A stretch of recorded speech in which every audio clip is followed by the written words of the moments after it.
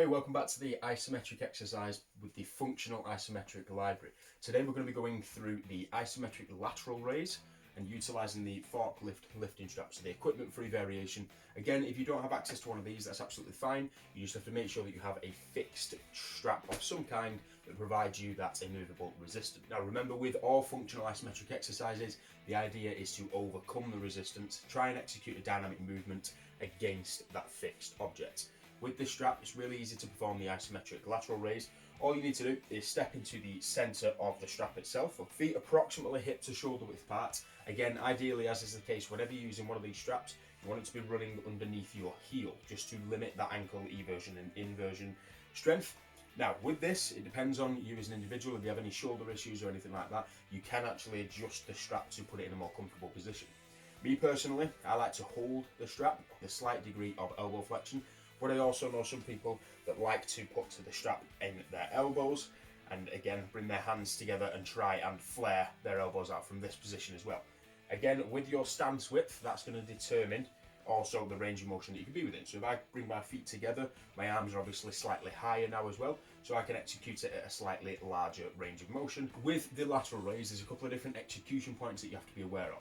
Number one, because it is an overcoming isometric, the intensity is going to be quite high. The shoulder girdle in particular isn't used to executing a massive amount of force within this kind of horizontal plane.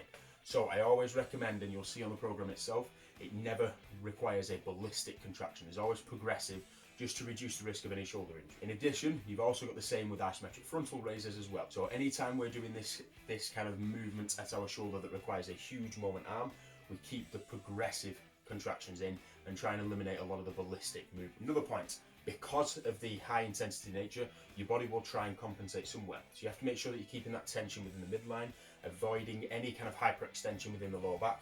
Particularly within the frontal raise version, we tend to see that a lot of people, as soon as they try and execute the movement and they drive up, they'll lean back slightly like this. You want to try and avoid that as well. And then finally, whenever you're doing the lateral raise variation, you want to make sure that your palms are facing forward, if not at a slight angle.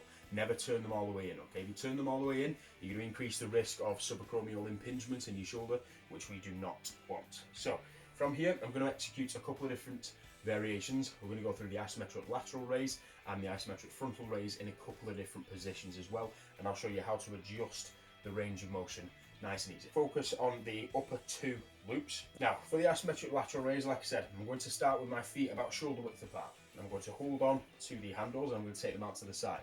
There's going to be a slight degree of elbow flexion just to make sure that the pressure is going through my shoulder and less through my elbow and wrist joint. From here, I'm going to squeeze my glutes, brace my abs, keeping my palms facing upward slightly. I like to use my thumb as a proxy in terms of where my hand position is. And then again, a progressive contraction. I'm going to start to build, build, build, build, and hold, and then slowly, slowly, slowly relax. Okay, so that would be one range of motion. I'm then going to bring my feet in closer so that my arms can get higher.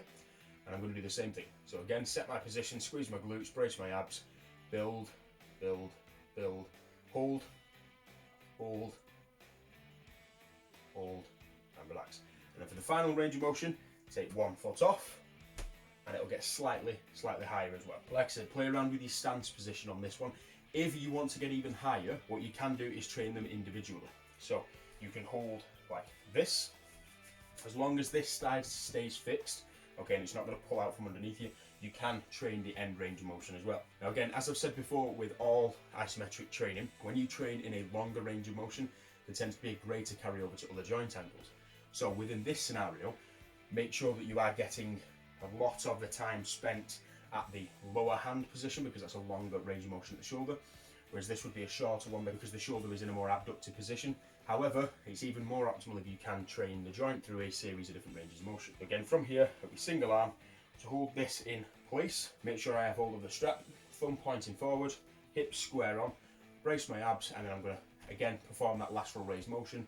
Build, build, build, build, hold, hold, and slowly, slowly relax. So now we're going to go through the isometric frontal raise variation. It's exactly the same setup as the lateral raise, making sure again that we're keeping the strap running underneath our heel, but this time obviously our arms are going to be out in front. Now, like I said earlier, the main compensation that we tend to see within this is movement of the spinal position to try and leverage a little bit more force. Remember, the goal of the exercise is to train the shoulder girdle, so you don't have to focus on maximal tension overall. It's maximal tension that can be generated by these individual muscles. With the frontal raise, if you want to train that longer range of motion, it's exactly the same setup as the isometric lateral raise. You can either take your feet a little bit wider, or you can just use the lower strap position. So I'll use the lower strap position for this one, just so that you understand and see the difference between the two. So feet hip to shoulder width apart, again making sure that it's equal on either side. From here, I'm going to brace my abs and build, build, build, build, hold, and slowly relax. Now with a frontal raise, because you're getting the anterior chain activation and you're challenging the position of your spine, you're probably going to feel it in a couple of different areas as well. So not just in the shoulder, like I feel it quite strongly in my thoracic spine, because I'm trying to encourage a bit more thoracic extension as well. I feel it significantly within my core, so that's a great exercise for bracing your entire anterior chain. Now again, training it in the shorter range of motion, so my hands are slightly higher than they were before. Setting a brace, up, up, up, and slowly relax.